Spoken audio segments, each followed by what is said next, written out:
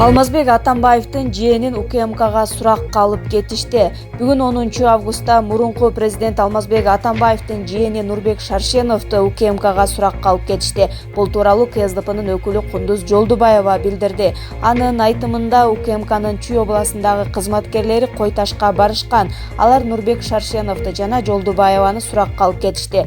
Жолдубаева аларды кайсы иш боюнча жана эмнеге суракка алып кеткени азырынча белгисиз экенин айтты. 8 августта Жолдубаева атайын кызматтын жоокерлерин барымтага алуу боюнча Ички иштер министрлигинде күбө катары сурак берген. 9 августта ал Ички иштер министрлигине экинчи жолу сурак берүүгө чакырылып, күбө катары тиешелүү суроолорго жооп бергенин айткан. Бишкек Нарын Торугарт жолун жабабыз деген эл боз үйлөрүн чечип тарап кетишти. Солтон Сарыдагы алтын кенин казган компаниянын ишин токтотууну талап кылып, Бишкек Нарын Торугарт жолун жабабыз деген эл боз үйлөрүн чечип тарап кетишти. Бул тууралуу Өздүк булактардан маалымдалды. Кече 9 августтан 10 августка караган түнү Карачи айылынын жанына боз үй тиккен эл тарады. Алар өкмөттүн Нарын областындагы ыйгарым укуктуу өкүлү Аманбай Кайыпов менен жолугушкандан кийин боз үйлөрүн чечип кетишти. Ал эми Аманбай Кайыпов элдин талабын өкмөткө жеткирүүнү убада кылды. Учурда жолдун боюнда эч ким жок деп билдирет Өздүк булактан. 9 августта жолду жабабыз деген эл 5 кишиден турган атайын комиссия түзгөн. Комиссиянын максаты тынчтык жолу менен сүйлөшүүлөрдү жүргүзүү. Карачи айылынын жанына боз үй тиккен эл Бишкек Нарын Торугарт жолун жаппагандыгы кабарланган. 3 августта Солтон Сарыдагы алтын кенин иштеткен Жоржи Майник Кытай компаниясы менен жергиликтүү тургундардын ортосунда пикир келишпестик чыккан. Чыр 5 августта да уланып 500дөн ашык адам чогулуп, кен комбинатын куруп жаткан кытайлык компанияга барган. Алар компаниянын кызматкерлерин кендин аймагынан чыгып кетүүсүн талап кылышкан. Апрель телеканалынын жетекчиси биздин каналдын өчүрүлүшүнөн 10го жакын саясатка тиешеси жок каналда өчүп чыгымга учуроодо.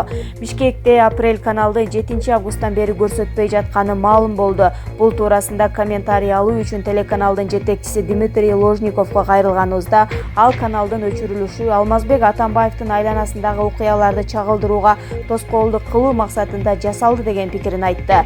Бир эле Апрель телеканалын өчүрүү мүмкүн эмес. Учурда биздин каналдын кесепетинен дагы 10го жакын канал өчүрүлгөн, бирок баса белгилеп айтап турчу жагдай, ал каналдардын саясатка эч кандай тиешеси жок. Учурда ал каналдар чыгымга учурап жатат. Себеби аларга кардарлар жардама беришчү. Учурда буйрутма бергендер менен бул жагдайдын айынан пикир келишпестиктер болууда.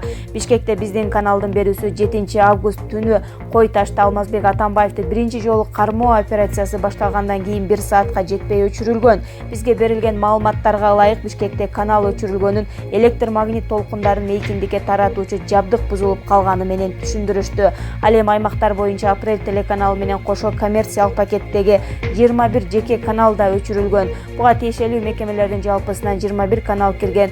Мультиплекстин радио релейдик магистралдарынын телекөрсөтүү жана радио уктуруу республикалык өндүрүштүк бирикмеси ачык акционердик коомуна карыздары бар деген себепти айтууда. Бирок менин айтарым ооба, карыз бар, бирок ал биздин карызыбыз эмес. Анын үстүнө анын көлөмү анча деле чоң эмес.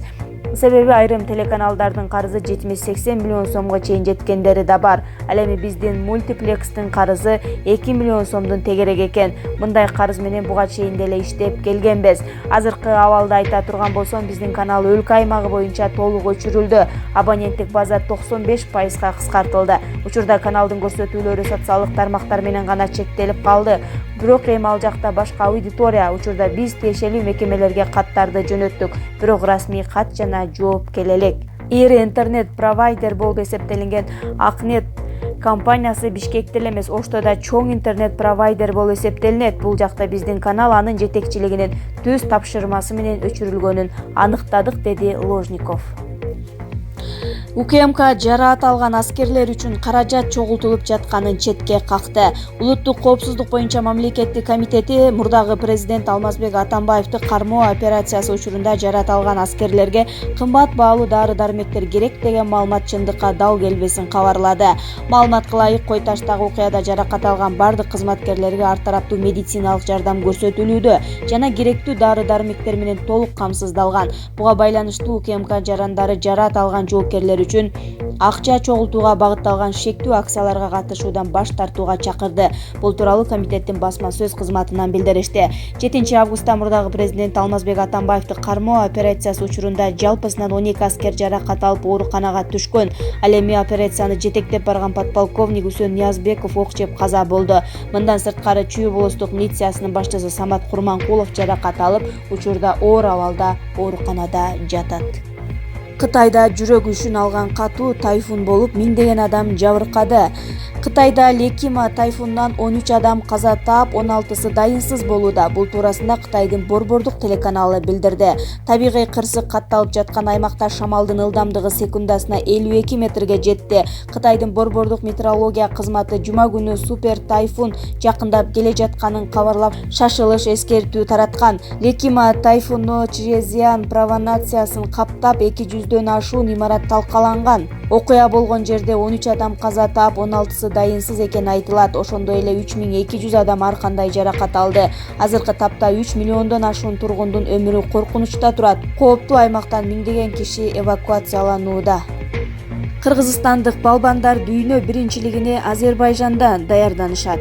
Кыргызстандык балбандар Азербайжанда дүйнө чемпионатына даярдана баштайт. Бул тууралуу Жаштар иши, дене тарбия жана спорт мамлекеттик агенттигинен билдиришти. Маалыматка ылайык, грек-рим күрөшү боюнча улуттук курама команданын спортчулары Баку шаарында 11 августтан 24 августка чейин машыгат. Ал спортчулардын арасында Каныбек Жолчубеков, Мурат Раманов, Узур Жузупбеков, Руслан Сарев да бар.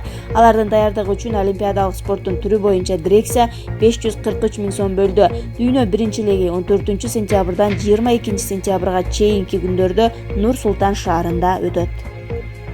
Меккеде 3 кыргызстандык зыяратчы каза болду. Сауд Арабиясынын Мекке шаарында кыргызстандык 3 зыяратчы каза болду. Бул маалыматты Азаттыкка муфтияттын басма сөз катчысы Максат Атабаев ырастаган. Кыргызстандыктардын сөөгү туугандарынын уруксаты менен Мекке шаарында жерге берилди. Каза болгондордун аты жөнү жана өлүмүнүн себептери айтылган жок. Сауд Арабиясы быйыл ажыга барууну каалаган кыргызстандыктар үчүн 5510 орун бөлгөн. Кыргызстандык зыяратчылардын алгачкы тобу Бишкек-Медина багыты боюнча 16 июлда жөнөп кетишкен. Атамбаевдин уулу Сейтек Атамбаев кыргыз элине кайрылуу жасады. Алмазбек Атамбаевдин уулу Сейтек Атамбаев кыргыз элин чагымчылдыкка алдырбоого чакырды. Ал өзүнүн социалдык тармактагы баракчасында мамлекетке тынчтык керек деген билдирүүнү калтырган. Ал ошондой эле агасы Сейит сурак берип келгендигин жазды. Учурда мени эч ким эч жакка кармап кеткен жок. Буга чейинки тараган маалымат боюнча айтсам, бир тууган агам Сейитбекти суракка чакырып кайра кое беришти. Эске салсак, буга чейин Атамбаевдин уулу Сейит Атамбаевдин сурактагы видеосу интернетке тараган. Спецназдарды барымтага алган шектүүлөрдүн бири кармалды. Милиция Альфанын спецназдарын барымтага алган ЭИ аттуу шектүүнү кармады. Эске салсак, Чүй областык ички иштер башкармалыгынын күч органынын кызматкерлерин барымтага алган шектүүлөрдүн сүрөтүн жарыялап издөө салган. 8 августта жаш баланын Ала Тоо аянтында колуна бычак кармап чагымчылдыкка үндөгөн видеосу тараган.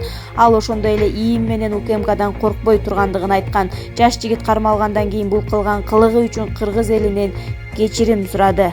Кечирим сураймын, туура эмес кылдым, жаштык менен ачуулукка алдырып койдум деген ал.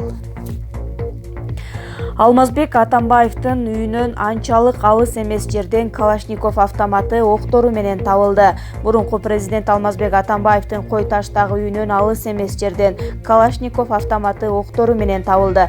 Куралды шаар тургуну Бишкек шаардык ички иштер бөлүмүнө алып келген. 9 августта СС аттуу жаран Кой ташка жоготуп алган дронун издөө үчүн барган. Ал дронду Алмазбек Атамбаевдин үйүнөн 100-150 метр алыс жерден издеп жүргөндө АК-47 куралын, 26 патрону менен 2 даана аскердик каска жана белге тагылуучу шайман таап алган. Ал өз эрки менен табылган каражаттарды башкармалыкка алып келген. Чогултулган материалдар Бишкек шаардык ички иштер бөлүмүнүн маалымат журналына катталып, тергөө кызматына жөнөтүлдү дейт басма сөз кызматы.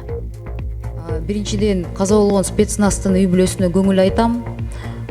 Бул баланын өлүмү бардыгыбыздын мойнубузда да, бийликте дагы, чаланган орган эмес, премьер-министрдин да мойнунда, президенттин да мойнунда.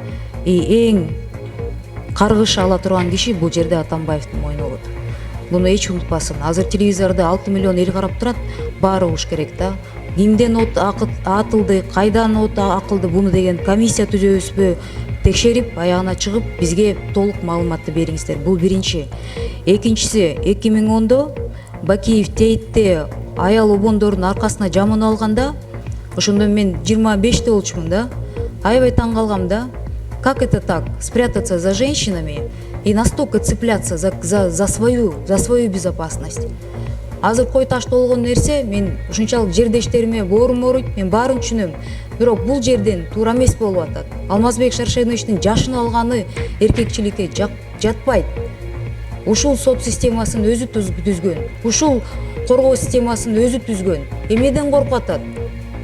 Барып келсин, ачык болсо, жарыяласын, бизге жаш парламентарий, жаш мындай саясатта жүргөндөргө кандай үлгү кылып атасыздар? Бул биринчиси, экинчиси, урматтуу премьер. Солтон Сарыгыда Нарындын территориясы. Сиз Нарындын кулуну болосуз. Ошол жакта сиздин көз көргөзбөгөнүңүз аябай туура эмес. Элдин баары интернеттен жазып сурап атат. Где премьер-министр? У нас символ государства, хотя мы парламентская республика. Президент и премьер-министр экөөңөрдү эле күтөт экен. Бизди күтпөйт аяктан.